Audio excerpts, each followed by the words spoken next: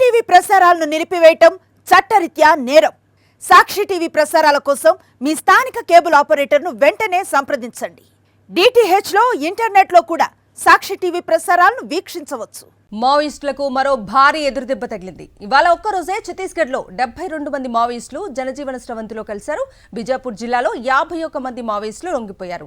లొంగిపోయిన వారిలో 9 మంది మహిళా మావోయిస్టులు ఉన్నారు. లొంగిపోయిన వారిపై 66 లక్షల రూపాయల రివార్డు ఉంది.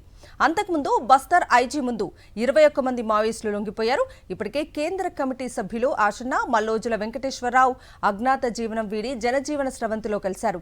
నిన్న కూడా తెలంగాణ డీజీపీ శివధర్ రెడ్డి ఎదుట పుల్లూరి ప్రసాదరావు అలియాస్ చంద్రన్న, రాష్ట్ర కమిటీ సభ్యుడు బండి ప్రకాష్ కూడా లొంగిపోయారు.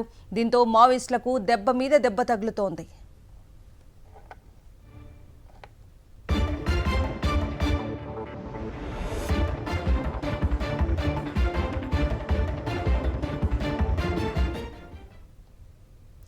బ్రేకింగ్ న్యూస్ చూస్తున్నా. మావోయిస్టులకు మరో భారీ ఎదురుదెబ్బ తగిలింది. ఇవాళ ఒక్కరోజే ఛత్తీస్గఢ్లో 72 మంది మావోయిస్టులు జనజీవన స్రవంతిలో కలిశారు. బీజాపూర్ జిల్లాలో 51 మంది మావోయిస్టులు లొంగిపోయారు. లొంగిపోయిన వారిలో 9 మంది మహిళా మావోయిస్టులు ఉన్నారు.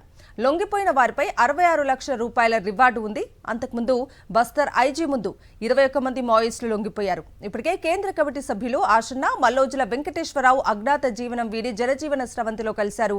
నిన్న కూడా తెలంగాణ డీజీపీ శివధర్ రెడ్డి ఎదుట పుల్లూరి ప్రసాదరావు అలియాస్ చంద్రన్న, రాష్ట్ర కమిటీ సభ్యుడు బండి ప్రకాష్ కూడా లొంగిపోయారు. దీంతో మావోయిస్టులకు దెబ్బ మీద దెబ్బ తగులుతోంది.